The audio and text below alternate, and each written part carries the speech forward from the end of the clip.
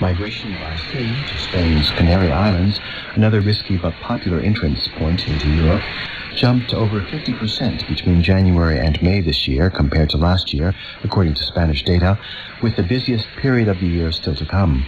Spain is used as a gateway to Europe by migrants from other countries, including Africa and Latin America. Although it is largely a transit country, previous jumps in arrivals have put its border resources under intense pressure. Spanish Foreign Minister José Manuel Álvarez said the new strategy, which has seen Mr. Sánchez visit 9 African countries since last year, was designed to keep migrants from danger. Human rights groups and migration advocates, however, say Spain's quest to outsource enforcement puts vulnerable people in the hands of security forces in countries with a history of abuses and heavy-handed policing. The deaths in Morocco are a tragic symbol of European policies of externalizing the borders of the EU, according to a joint statement on Saturday by groups including the Moroccan Association for Human Rights and Spanish migration NGO Walking Borders. The incursion in Melilla was the first significant one since mid-March, when Spain adopted a pro-Rabat stance over Western Sahara, a territory claimed by Morocco, but where an Algeria-backed independence movement is demanding the establishment of a sovereign state. In the weeks of 2022 prior to that shift, migrant entries into the two enclaves had more than trebled compared with the same period of 2021. In mid-2021, as many as 8,000 people swam into Ceuta or clambered over its fence over a couple of days, taking advantage of the apparent lifting of a security net on the Moroccan side of the border following a diplomatic spat between Rabat and Madrid.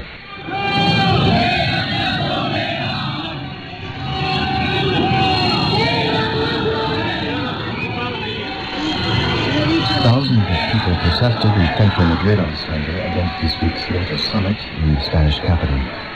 Among other things, demonstrators claimed that an increase in defense spending in Europe, urged by NATO, was a threat to peace. They also called for the closure of Cold War-era American army bases in Spain. Organizers of the demonstration claimed that 5,000 people joined the march, while authorities in Madrid put the number at 2,200.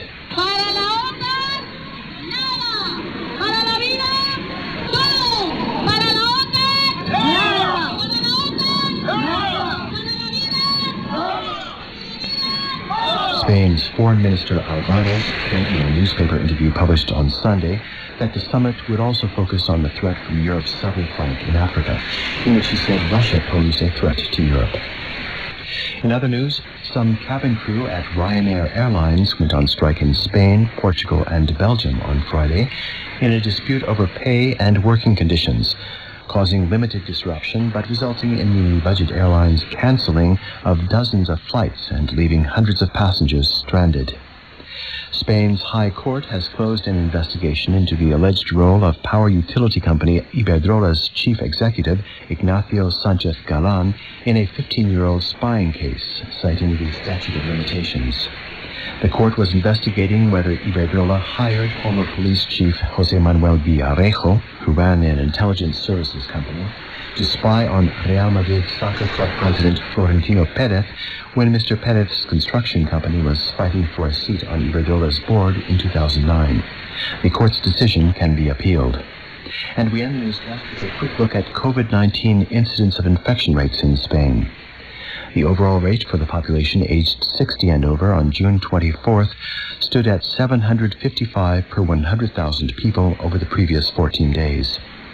By region, the rate varied from a low of 257 in the southern region of Andalusia to a high of 1,313 in the region of Madrid. During the pandemic, there have been just over 12,680,000 cases of COVID in Spain, where a total of 107,799 people have died from the virus, 194 of them in the 7 days ending on June 24th.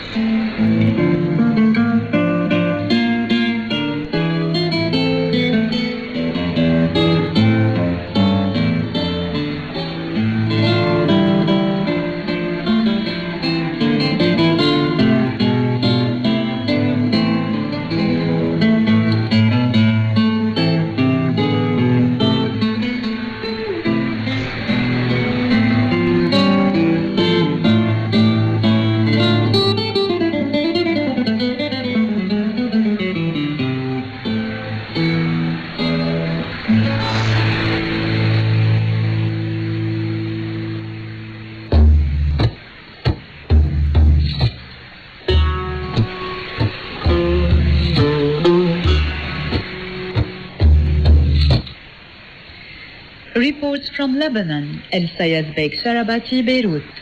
Radio Exterior de España. Beirut could soon feature a new park if plans presented mid-June are carried out.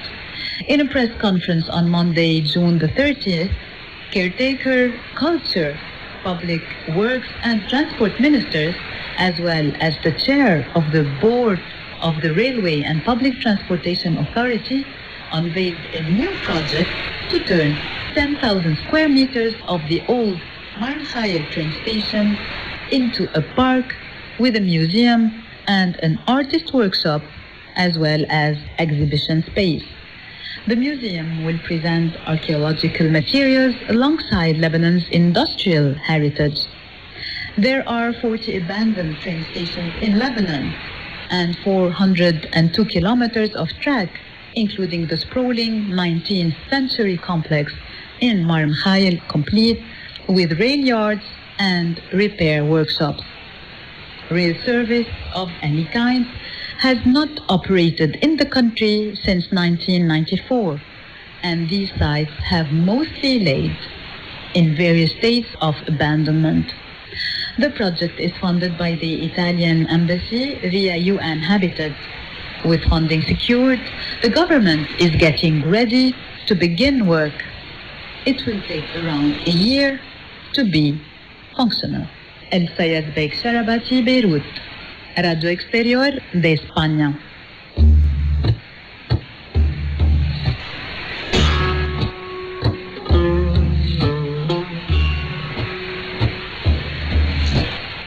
You're listening to the English language service of Spanish National Radio.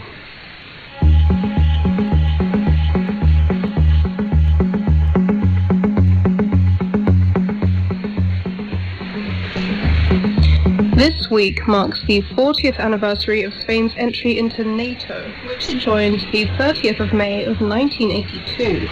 From this day on, Spain is a full member of the Atlantic Alliance after having completed all the necessary procedures for its extension. España es desde hoy miembro de pleno derecho a la Alianza Atlántica tras haber concluido todos los trámites necesarios para su adhesión.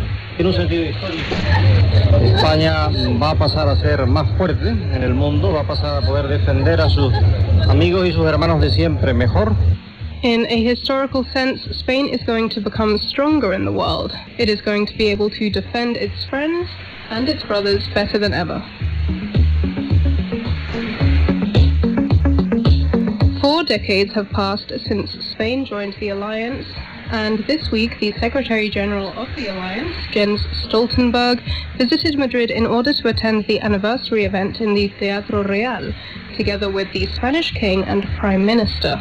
In the late 1970s, after dark decades of dictatorship, Spain sought a new path, one committed to freedom, democracy, and the rule of law. Recent surveys have proved that the general population's approval of Spain's position within NATO has grown.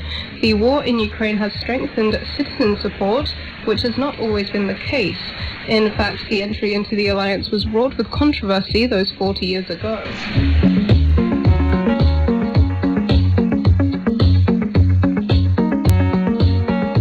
The 30th of May of 1982 fell on a Sunday and coincided with the Día de las Fuerzas Armadas, the Day of the Armed Forces.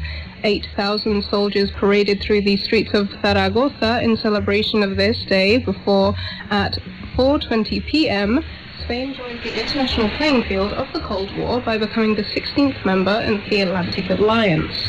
The official ceremony took place 11 days later during the NATO summit in Bonn, the then capital of the Federal Republic of Germany. Habéis recibido solemnemente a la bandera española y la habéis colocado entre las vuestras. You have solemnly received the Spanish flag and you have placed it amongst yours.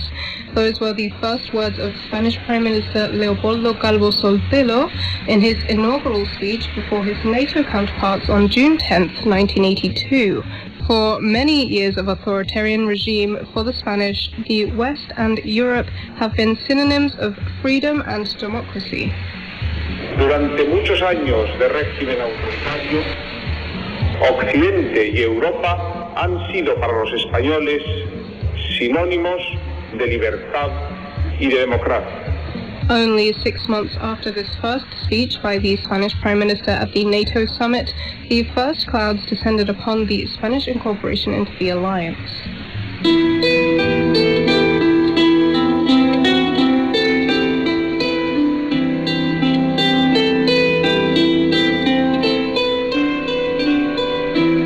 El gobierno está dispuesto a congelar el ingreso de España en la organización del Tratado del Atlántico Norte desde el primer día de su mandato.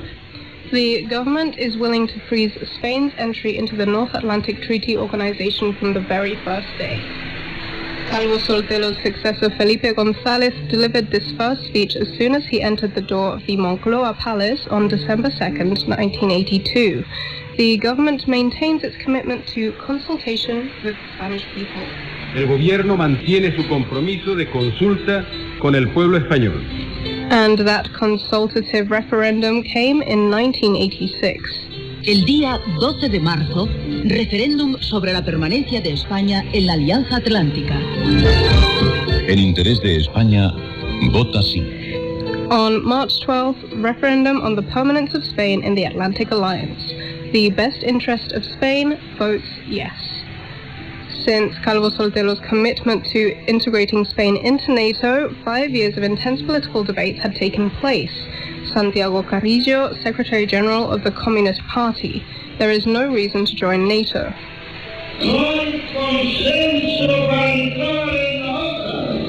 Prime Minister Felipe González jumped into the media arena to try and convince voters to vote yes, when the country's position seemed to lean towards no. The yes, therefore, is to reinforce stability and something else. It is to reinforce peace amongst Spanish citizens. Remaining in the situation we are in guarantees that there are no nuclear weapons in Spain. That is, it contributes to peace. Those who say no say that no is the path of neutrality. Don't believe it. The no, in my opinion, starts a path that leads nowhere. El sí, por consiguiente, es reforzar la estabilidad y algo más, es reforzar la paz entre los ciudadanos españoles. Permanecer en la situación en que estamos garantiza que no haya armas nucleares en España, es decir, contribuye a la paz. Los que dicen que no, dicen que ese es el camino de la neutralidad. No lo creo.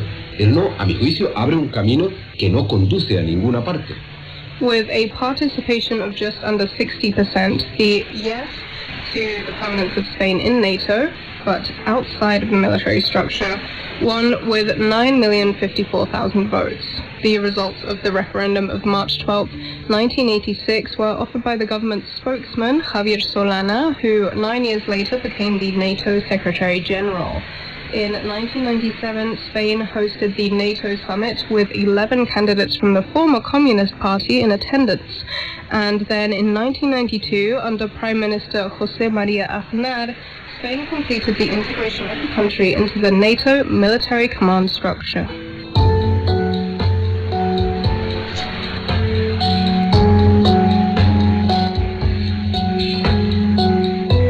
Since joining the alliance, Spain has been participating in NATO missions for 30 years without interruption.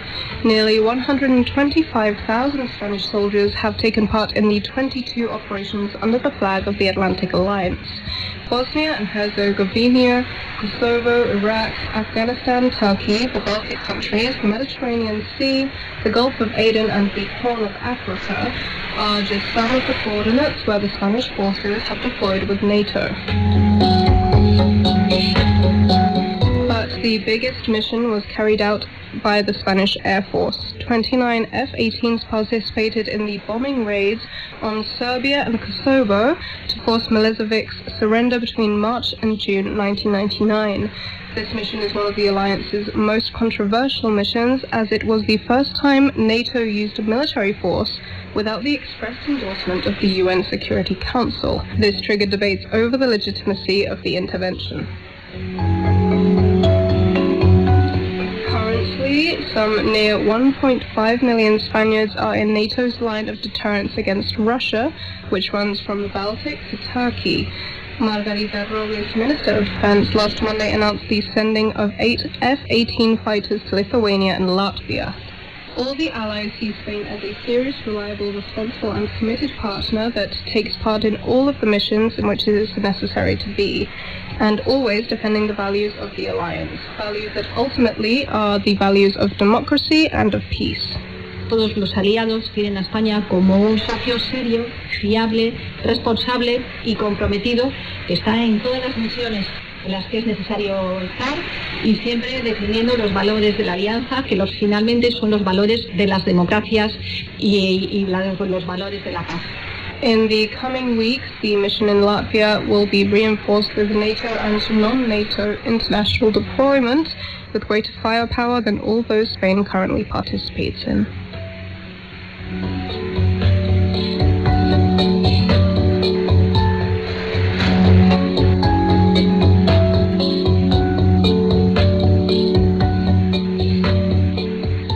And now for a change in pace.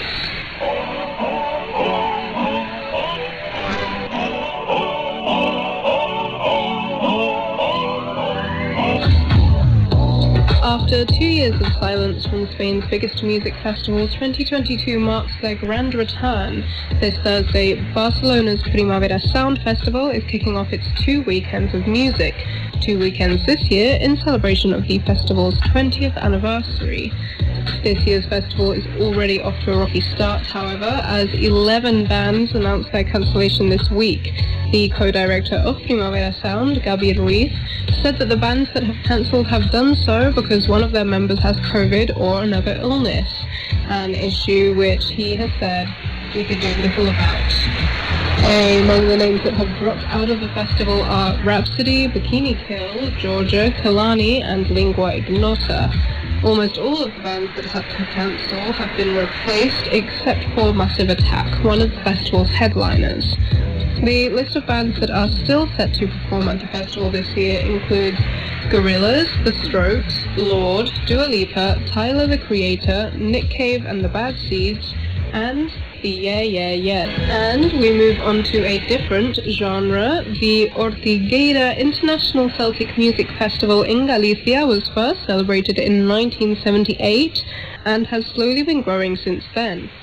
While Scotland and Ireland are most commonly associated with the Celtic people, more than a millennium ago, a Celtic tribe known as the Galicia settled in an area north of the Douro River.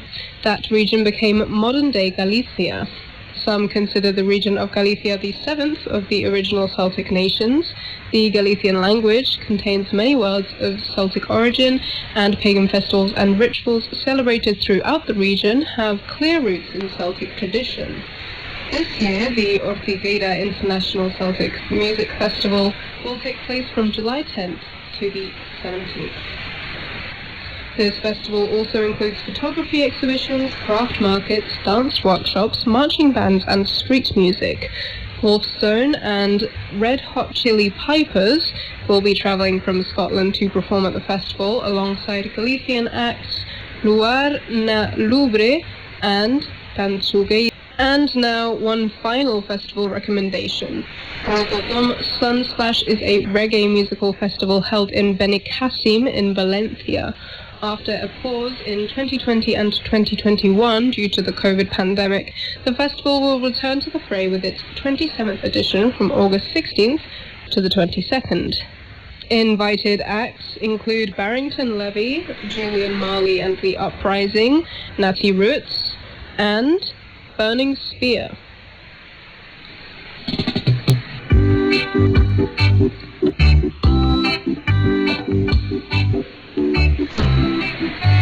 This has been Amy Egan from the English language broadcast of Spanish National Radio. For myself and for my colleague Justin Coe, thank you for tuning in, and we hope you join us again for future broadcasts.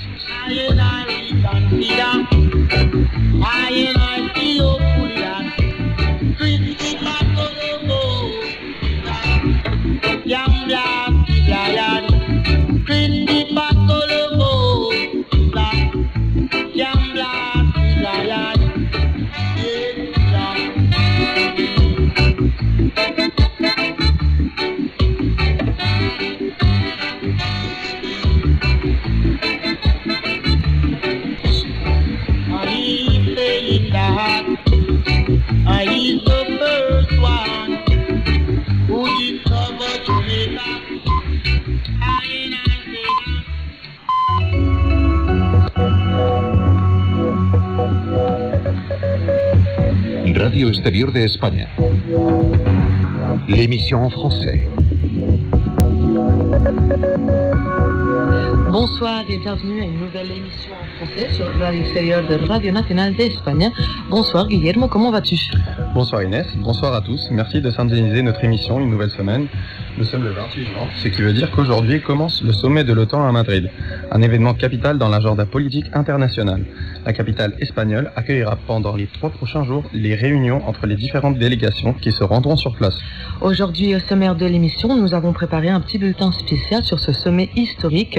Ensuite, nous laisserons place à Guillermo qui a préparé une interview avec Virginie Chocard, directrice de l'association Woman Metronome Academy, une association de femmes pour les femmes qui travaille dans l'industrie musicale pour aider des artistes féminines émergentes à se faire une place dans le secteur. Finalement, notre collaboratrice spéciale au Liban, Sacha Rabati, nous racontera les détails d'une cérémonie tout à fait singulière qui s'est déroulée à Beyrouth. Petite pause musicale pour entrer en douceur, un classique sur lequel la plupart de vous auraient dansé au moins une fois en soirée. C'est Plastique Bertrand avec son titre « Ça plane pour moi ».